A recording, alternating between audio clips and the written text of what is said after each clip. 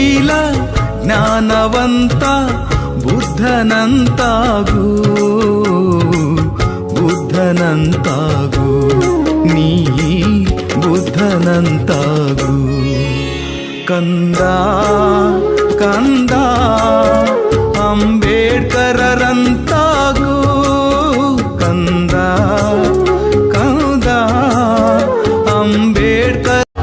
ಈ ದಿನ ಸಂವಿಧಾನ ಶಿಲ್ಪಿ ವಿಶ್ವಜ್ಞಾನಿ ಮಾನವತಾವಾದಿ ಬಾಬಾ ಸಾಹೇಬ್ ಅಂಬೇಡ್ಕರ್ ಅವರ 133ನೇ ಜಯಂತ್ಯೋತ್ಸವದ ಪ್ರಯುಕ್ತ ದೇಶದ ಸಮಸ್ತ ಜನತೆಗೆ ಜಯಂತ್ಯೋತ್ಸವದ ಶುಭಾಶಯಗಳು ಕೋರುತ್ತೇವೆ. ನಮ್ಮ ಕರ್ನಾಟಕ ಭೀಮಸೇನೆ ಸಂಘಟನೆ ವತಿಯಿಂದ ಈ ದಿನ ನಾವೆಲ್ಲ ರಾಜ್ಯ ಸಮಿತಿ ಮುಖಂಡರು, ಬೆಂಗಳೂರು ನಗರ ಸಮಿತಿ ಮುಖಂಡರು, ನಾವು ವಿಧಾನಸೌಧದ ಮುಂಭಾಗದಲ್ಲಿರುವ ಬಾಬಾ ಸಾಹೇಬ್ ಅಂಬೇಡ್ಕರ್ ಅವರ ಪುತ್ಥಳಿಗೆ ಪುಷ್ಪನಮನ ಈಗಾಗಲೇ ನಾವು ಸಲ್ಲಿಸಿದ್ದೇವೆ.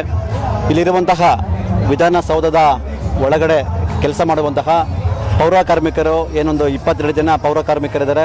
22 ಜನ ಪೌರ ಕಾರ್ಮಿಕರಿಗೆ ನಾವು ಈಗಾಗಲೇ ಮಾತು ಕೊಟ್ಟಿದ್ರಿ. ನಮಗೆ ಸುಮಾರು ಒಂದು ಡಿಸೆಂಬರ್ 6ನೇ ತಾರೀಕು ಅವರಿಗೆ ಒಂದು ಆಹಾರ ಕಿಟ್ ಕೊಡ್ತೀರಿ ಅಂತ ಕಾರಣಾಂತರಗಳಿಂದ ಅವತ್ತು ಕೊಡೋಕ್ಕಾಗಿಲ್ಲ. ಇವತ್ತು ಬಾಬಾ ಸಾಹೇಬ್ ಅಂಬೇಡ್ಕರ್ ಅವರ ಜನ್ಮ ದಿನಾಚರಣೆ ಅಂಗವಾಗಿ ಪೌರ ಕಾರ್ಮಿಕರಿಗೆ ಸುನೀತಾ ಅವರ ಅಧ್ಯಕ್ಷತೆಯಲ್ಲಿ ನಾವೆಲ್ಲ ರಾಜ್ಯ ಸಮಿತಿ ಮುಖಂಡರೆಲ್ಲ ಸೇರಿ ಇವತ್ತು ಪೌರ ಕಾರ್ಮಿಕರಿಗೆ ನಾವು ಆಹಾರ ಕಿಟ್ ನಾವು ಕೊಟ್ಟಿದ್ದೇವೆ.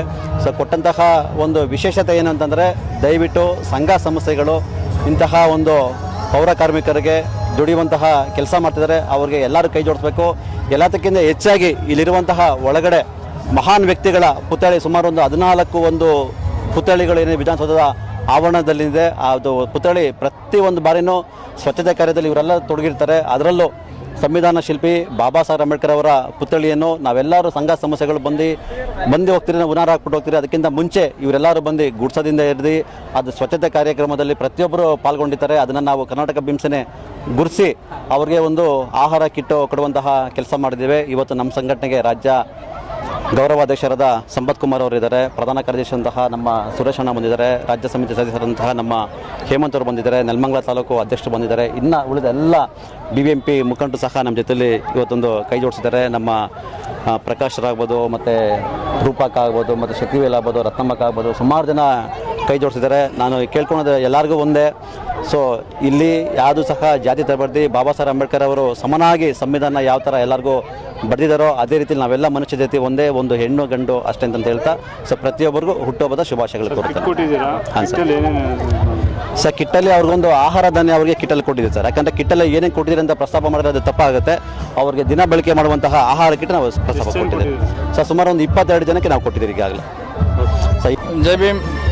ಮೊದಲಿಗೆ ಡಾಕ್ಟರ್ ಬಾಬಾ ಸಾಹೇಬ್ ಅಂಬೇಡ್ಕರ್ ಅವರ 133ನೇ ಜನ್ಮದಿನದ ಶುಭಾಶಯಗಳನ್ನ ಸಮಸ್ತ ಭಾರತ ಪ್ರಜೆಗಳಿಗೆ ತಿಳಿಸುತ್ತಾ, ಈ ದಿನ ಕರ್ನಾಟಕ ಭೀಮಸೇನೆ ಸಂವಿಧಾನ ರಕ್ಷಣೆಯ ಜೊತೆಗೆ ಪರಿಸರ ಸಂರಕ್ಷಣೆಯ ಒಂದು ಚಾಲನೆ ಸಹ ನಾವು ಕೈಗೊಂಡಿದ್ದೇವೆ. ಕರ್ನಾಟಕ ಭೀಮಸೇನೆ ವತಿಯಿಂದ ಇಡೀ ರಾಜ್ಯದಲ್ಲಿ ಈ ಒಂದು ಪರಿಸರ ಸಂರಕ್ಷಣೆ ಜೊತೆಗೆ ಸಂವಿಧಾನ ರಕ್ಷಣೆಯ ಜೊತೆಗೆ ಸಂರಕ್ಷಣೆಯನ್ನು ಮಾಡುವ ಮುಖಾಂತರ, ಹಾಗೆ ಈ ದಿನ ನಡೀತಿರುವಂಥ ವಿಧಾನಸೌಧ ಮುಂಭಾಗದಲ್ಲಿ ನಡೀತಿರುವಂಥ ಬಾಬಾ ಸಾಹೇಬರ ಹುಟ್ಟುಹಬ್ಬದ ದಿನದಂದು ಪೌರ ಕಾರ್ಮಿಕರಿಗೆ ಆಹಾರ ಕಿಟ್ಗಳನ್ನ ಸಹ ವಿತರಿಸಿದ್ದೇವೆ.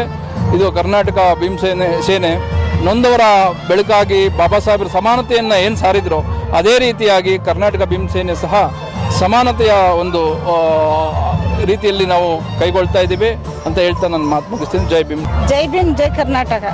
ಇವತ್ತು ನಾವು ಸಫಾಯಿ ಕರ್ಮಚಾರಿ ಅಂತ ನಮ್ಮನ್ನು ಗುರುತಿಸಿ ಒಂದು ಆಹಾರ ಕಿಟ್ಟು ಕೊಟ್ಟಿದ್ದಾರೆ ಶಂಕರ್ ಅವರು. ತುಂಬ ಧನ್ಯವಾದಗಳು, ನಮಗೆ ಗುರುತಿಸಿದ್ದಾರೆ. ಜೈ ಭೀಮ್.